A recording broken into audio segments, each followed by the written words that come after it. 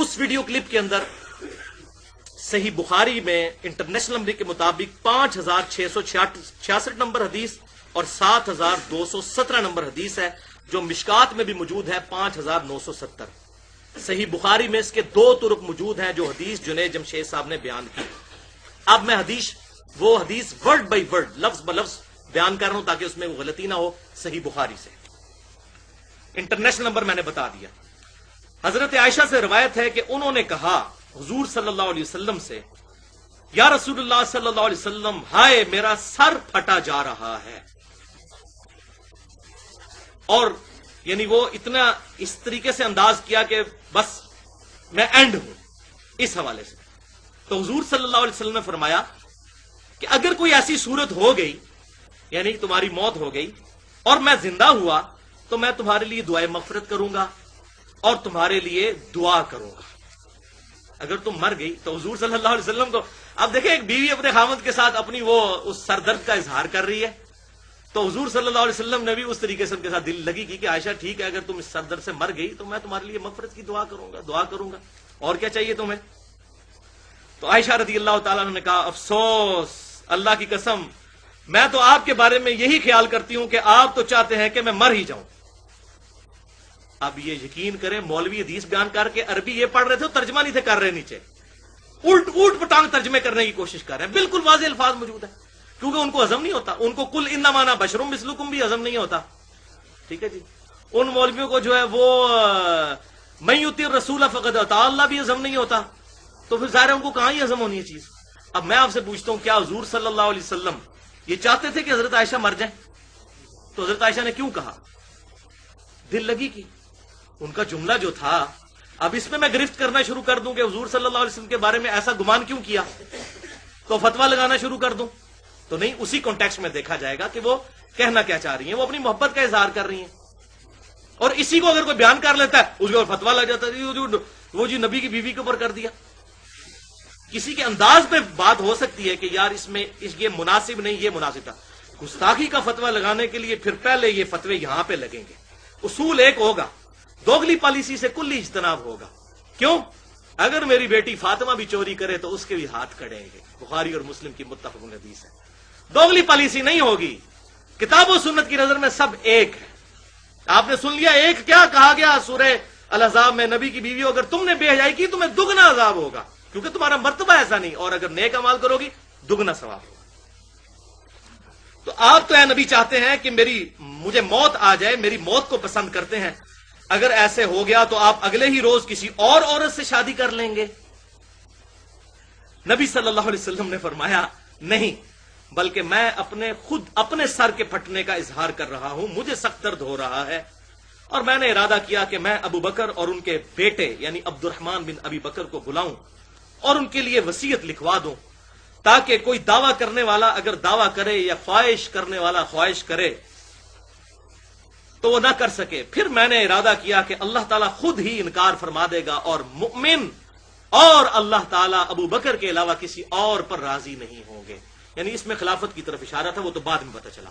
اس حوالے سے میری گفتگو ہے مسئلہ نمبر 55B، وصی رسول کون ہے اور حدیث قرطاس کا تحقیقی جائزہ.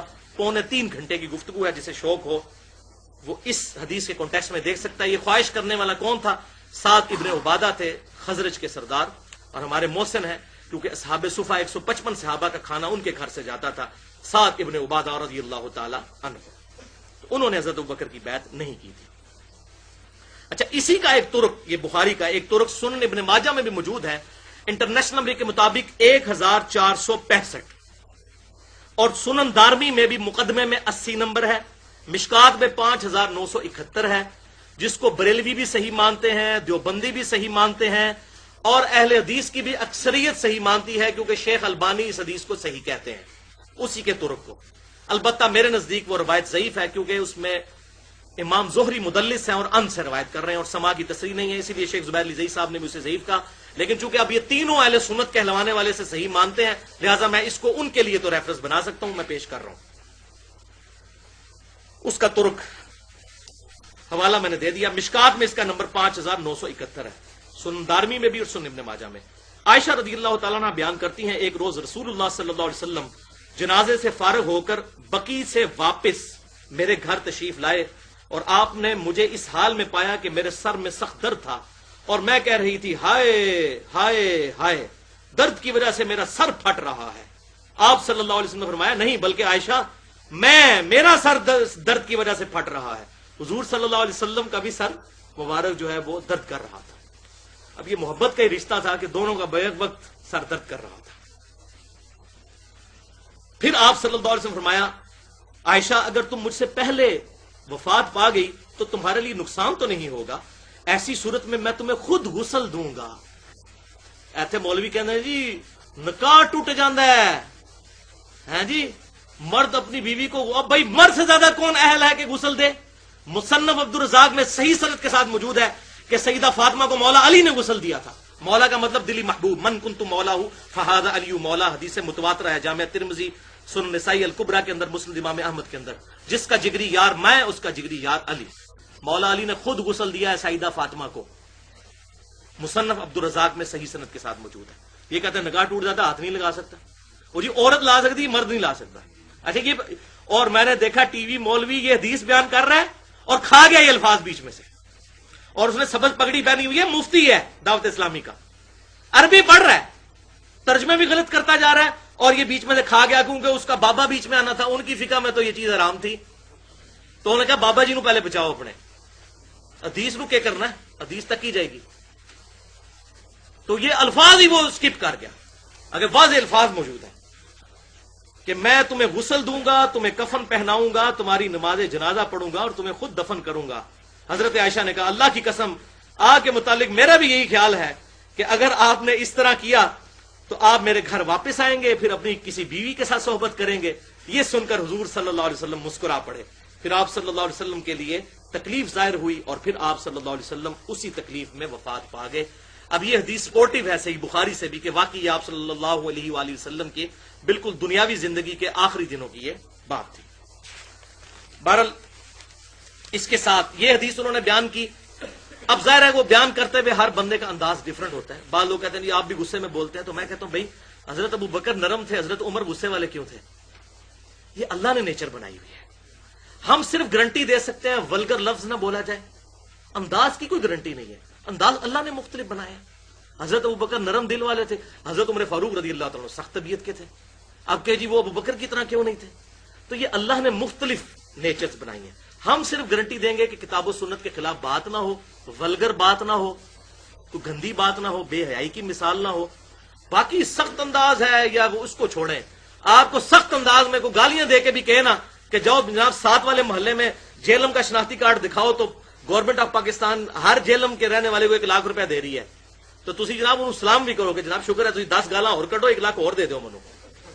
لیکن دین کا کوئی مسئلہ چاہیے، بھی انداز بڑا سخت ہے، بات ہے کرنے والی یار، تم یہ دیکھو بات قرآن کا انداز تھوڑا سا کتنا سخت ہے، آپ نے سن لیا حضور کی بیویوں کے ساتھ کیسے بات ہو رہی ہے، پھر کہتے نہیں اللہ کر سکتے آپ نہیں کر سکتے، تو ہم کب کر رہے ہیں؟ ہم حضور کی بیویوں کو مخاطب کر رہے ہیں، ہم اللہ ہی کے ریفرنس سے بتا رہے ہیں کہ اللہ نے ان کو یہ کہا، یہ تو ہم کہیں گے۔ اگر آپ یہ کہیں آپ نہیں کہیں گے تو پھر اس کا مطلب you are teaching your lord, you are teaching your prophet, آپ ان کو سمجھانے کی کوشش کر رہے ہیں، والعیاذ باللہ تعالی۔ تو یہ انداز اس میں انہوں نے بیان کرتے ان کی طرف سے یہ نکل گیا کہ جی حضرت عائشہ نے وہ جو سر درد کا بہانہ کیا، وہ پٹی باندھی ہوئی تھی تو وہ بہانہ کیا ہوا تھا۔ جب حضور صلی اللہ علیہ وسلم نے کہا کہ بھئی تم میرے بھی سر میں درد ہے، اور پھر وہ گفتگو ہوئی تو حضرت عائشہ ایک دم کھڑی ہوگی، انہوں نے وہ اپنی رسی وغیرہ وہ جو اپنی پٹی باندھی تھی وہ اس کو کھول دیا، تو وہ بہانہ کر رہی تھی۔ بھائی اگر انہوں نے یہ بات کر دی کہ بہانہ کر رہی تھی، حدیث میں واقعی موجود نہیں ہے، لیکن یہ بہانے کی بات کرنا، آپ یہ تو کہہ سکتے ہیں کہ غلط بیانی ہے، گستاخی تو نہیں کہہ سکتے۔ بہانہ تو قرآن میں آیا کہ شاید کے معاملے میں کیا، بخاری اور مسلم میں آیا واضح بہانہ کیا کہ آپ صلی اللہ علیہ وسلم کے منہ مبارک سے بو آتی ہے۔ تو ایسا ہوتا تھا، بیویاں ایسا کرتی ہیں اپنے خامدوں کے ساتھ، یہ دل لگی کی بات ہے، اور وہ اپنے لیکچر میں بھی میاں بیوی کی محبت کا ریلیشن شپ بتا رہے تھے۔ اگر انہوں نے یہ بات کی تو آپ اس کو غلط بیانی کہہ سکتے ہیں، انداز کے بارے میں کوئی بات ہو سکتی ہے، گستاخی کا فتویٰ تب لگائیں گے جب وہ کتاب و سنت سے ٹکرائے گی آگے بات۔ اس حوالے سے یہ کتاب و سنت میں ویسی بات ہی کبھی نہ ہوئی ہو، میں نے آپ کو کتنی باتیں آیات پڑھ کے بتا دیں کہ ایسے معاملات ہوتے تھے۔ اور پھر انہوں نے کہا کہ بیوی تو بیوی ہوتی ہے چاہے کسی نبی کی کیوں نہ ہو، بالکل کوئی غلط بات ہے، یہ نبی کی بیویوں کے بارے میں 2 رکوع میں نے پڑھ دی ہیں نا، عورت کا تو معاملہ ویسا ہی ہے. آپ صلی اللہ علیہ وسلم کی صحیح بخاری میں حدیث ہے, میں اپنے بعد سب سے بڑا فتنہ آزمائش اپنی امت میں عورت چھوڑ کے جا رہا ہوں. اور دوسری حدیث وہاں پہ انہوں نے بیان کی جو حوالہ نہیں دیا, میں حوالہ دیتا ہوں. صحیح بخاری میں 5186, صحیح مسلم میں 3643 اور 3644, متفق علیہ حدیث بخاری اور مسلم کی. آپ صلی اللہ علیہ وسلم نے فرمایا عورتوں کے ساتھ خیر و بھلائی سے پیش آؤ کیونکہ وہ پسلی سے پیدا کی گئی ہیں اور پسلی کا اوپر والا حصہ ٹیڑھا ہی ہوتا ہے.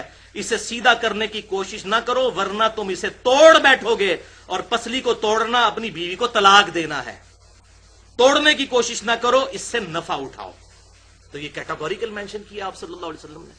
جو بھی عورت ہے اس کے معاملے میں ایسا ہی معاملہ ہے.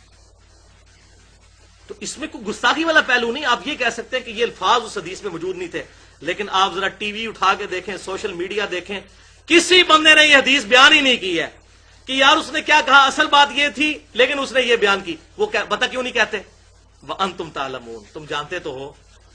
اپنے ٹیڑھ تو کپڑا چکیا جائے گا انہوں نے. وہ تو انہاں چیزوں بیان کر رہے ہیں, گستاخی سمجھتے ہیں. وہ کیسے بیان کریں گے؟ یہ جو میں نے جو کچھ بیان کیا ہے یہ کس طرح جرت ہے کہ یہ بیان کر دیں؟ اسی کو کہتے ہیں گستاخی ہوگی, گستاخی. اور مجھے دکھ ہے, کیا بریلوی, کیا دیوبندی, کیا اہل حدیث سب نے ایکا کر لیا ہوا ہے, اور پھر مولوی ٹی وی پہ آ کہہ رہے ہیں نہیں جی آپ تو توبہ نہیں, معاملہ بہت آگے جا چکا ہے. توبہ تواڈے بابیاں نے جو کارنامے کیتے نا, میں دسنا وا معاملہ کتنے گیا. تواڈی جے اگر غیرت ہوئی نا تے تسی انہاں دی قبریں تو لاشاں کٹ کے انہاں نے ٹنگو گے. تواڈے فتوے دے تحت, میرے فتوے کے تحت نہیں, ان کے فتوے کے تحت, کیونکہ ان کے رجوع کوئی نہیں ریکارڈڈ ہے. جنید جمشید صاحب کا رجوع ریکارڈ ہے. اگر کوئی معاملہ تھا تو معاملہ رفع دفع ہو گیا. تو میں حوالے دیتا ہوں ان کے کہ ان کے بزرگ کیا کیا کارنامے جو ہے وہ کر کے گئے ہیں. تو ایکا کیے ہوئے. اور بلکہ وہ بندہ جو کل تک صحابہ اکرام کے بارے میں بکواس کرتا تھا, ٹھیک ہے, ڈاکٹر عامر لیاقت, جس کی گستاخیاں ریکارڈڈ موجود ہیں, میں نے خود دیکھا ہے اس کو کلپ میں. وہ جیو کے مارننگ شو میں کہہ رہا ہے کہ جو عائشہ کے دامن کے بارے پہ چھینٹا اٹھائے وہ کسی فاحشہ سے ہے. اب یہ عائشہ اور فاحشہ کو مکس کرنا گستاخی نہیں ہے؟ یہ ردیف قافیے میں لانا. اور کہتا معاملہ بہت آگے جا چکا ہے. اور جب تو بکواس کر رہا تھا رافضیوں کی مجلس میں کہ کہاں مر گئے بیٹیاں دینے والے ابو بکر اور عمر کو, تو یہ بدوائیں دے رہا تھا اپنے لیکچر میں, اس وقت تجھے حیا نہیں آئی تھی. آج تو ماچا بن گیا اہل بیت کا. اور تم لوگوں کا کیا لینا دینا دین کے ساتھ؟ ایکٹر قسم کے لوگ, پیسے لے کے باتیں کرنے والے لوگ, اور پھر اس قسم کی باتیں کر رہے ہیں. یہ اصل میں اپنی مشہوری چاہتے ہیں, ٹھیک ہے نا, اپنی مشہوری کے لیے ایسی ایسی باتیں کرتے ہیں. ٹیکنیکلی ہینڈل کرو نا جس طرح ہم نے ہینڈل کیا ہے. یہ کر ہی نہیں سکتے. کیوں کہ یہ اب اتنی ساری باتیں کریں گے تو ان کو ماننا پڑے گا یار اس نے کون سا جرم کیا ہے, سوائے اس کے کہ انداز کے اوپر کسی کو بات ہو سکتی ہے. گستاخی والا فتویٰ قطعاً میں تو یہ جرت نہیں کر سکتا. میں اس وقت گستاخی کا فتویٰ لگاؤں گا جب وہ کوئی ایسی بات کرے گا جو کتاب و سنت میں موجود نہ ہو. اس نے وہ نبی اور ان کی بیویوں کی محبت کے رشتے کے اعتبار سے بات کی کہ ایک بیوی اپنے خاوند کے ساتھ فرینک ہو سکتی ہے. اور وہ دیکھ لیں حضرت عائشہ اس میں کیا کہہ رہی ہیں, اللہ کے نبی اللہ کی قسم آپ چاہتے ہیں میں مر جاؤں. تو کیا حضور چاہتے تھے گستاخی کا فتویٰ لگا دوں میں؟ پھر نہیں. اس کو آپ اسی پیٹرن میں دیکھیں. اسی طریقے سے شہد والے معاملے میں بہانہ ہی کیا نا, امام بخاری لے کے بہانوں والے چیپٹر میں لگاؤ امام بخاری پہ فتویٰ, حدیث پہ فتویٰ لگاؤ. بہانہ تو ادھر بھی کیا نا. اگر یہاں اس نے وہ بعض کا ایسا ہوتا ہے, یہ میرے ساتھ بھی ہو جاتا ہے, آپ کو بتاؤں, بعض کا 2-3 واقعات آپ کے دماغ میں مکس ہو جاتے ہیں جب آپ واقعہ بیان کر رہے ہوتے ہیں نا. اب کچھ ایک بات کہیں سے اٹھا لی دماغ میں کہ یہ بہانہ ہوا تھا, بہانہ ہوا ہے شہد والے معاملے میں, یہ ہو جاتا ہے. ایون بعض اوقات آیات بیان کرتے ہیں بڑے بڑے علماء, میں نے کتنے کتنے شیخ الحدیثوں کو دیکھا ہے, وہ 2-4 حدیثیں مکس ہو جاتی ہیں, 2-3 واقعات مکس ہوتے ہیں نا, کچھ جملے ادھر سے آگے کچھ ادھر سے آگے. تو کیا ادھر گستاخی کا فتویٰ لگے گا؟ ہاں اس وقت لگے گا جب اس طرح کی کوئی بات کتاب و سنت میں موجود نہ ہو اور کوئی خود سے فیبریکیٹ کرے. جب اس سے ملتی جلتی باتیں بلکہ اس سے زیادہ سخت باتیں موجود ہوں پھر فتویٰ نہیں لگے گا. صرف یہ کہیں گے کہ یہ 2-3 حدیثیں آپ نے مکس کی ہیں. بہانے والی حدیثیں ہیں وہ بخاری میں موجود ہیں, قرآن میں بھی موجود ہے کہ نبی کے خلاف ایکا کیا, وہ الگ ہے. یہاں پر بہانہ والا نہیں, یہاں وہاں پر سر درد تھا. باقی کہنا جی انداز میں یہ تھا, انداز بھائی ہر بندے کا اپنا اپنا ہے. اگر جنید جمشید صاحب کو رافضی ہوتے پھر آپ فتویٰ لگا سکتے تھے کہ جی وہ ہے ہی دیکھو گستاخ ہے صحابہ کا.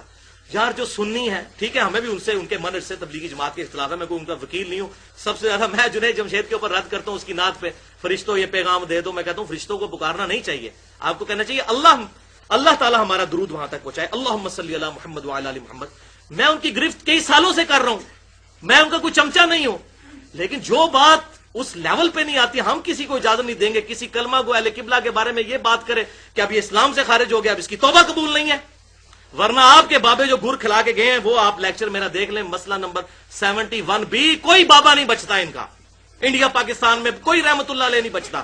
19 گستاخانہ عبارتیں 2.25 گھنٹے میں نے مسئلہ نمبر 71B بیان کیا, اور ریسرچ پیپر ہے اندھا دھند پیروی کا انجام, جس میں یہ ساری گستاخیاں پروف کی ہیں.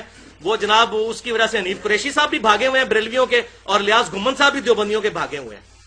اور اہل حدیثوں کے بھی جو معاملات اس میں نے اسماعیل دہلوی کے حوالے سے بعض ان کی بھی وکالت کرتے ہیں. اسماعیل دہلوی کو بھی میں نے اس میں تقویت الایمان کو بھی ننگا کیا, کسی کا کوئی لحاظ نہیں کیا. اب یہاں پر میں آخر میں جنید جمشید صاحب کے حوالے سے تو یہ گفتگو کلیئر ہوئی. اب صرف مجھے 5-7 منٹ دیں, میں ذرا اس کو رخ کو اب ذرا دوسرا بھی شیشے کا جو ہے نا وہ آئینے کا دوسرا بھی رخ, ان کی شکل بھی ان کو دکھاؤں میں کہ جنید جمشید صاحب نے غلطی کی اور اس کی شرافت اس نے ہاتھ جوڑ کے معافی مانگی. میں اس کی شرافت ہی کہوں گا, ٹھیک ہے. اور اللہ تعالیٰ نے اسے توفیق دی, کیونکہ مولوی کو کبھی توفیق نہیں ملتی توبہ کی. یہ وہ مولوی نہیں تھا اس لیے اللہ نے اس کو توفیق دی. ان کے مولویوں کو کبھی نہیں, آج تک چھاپ رہے ہیں یہ کتابیں, ان کو نہیں توفیق ملے گی. یہ وکالت کریں گے اپنے بابوں کی. اس سے ہی فرق ظاہر ہو جاتا ہے. ایک بندہ اتنی لگژریس لائف چھوڑ کے آیا ہے, اللہ تعالیٰ نے اس کو توبہ کی توفیق دینی تھی, اور ابھی کچھ ماچے کہہ رہے ہیں جی پتہ نہیں قبول ہوئی ہے کہ نہیں توبہ ہوئی. تو اسی کرنی قبول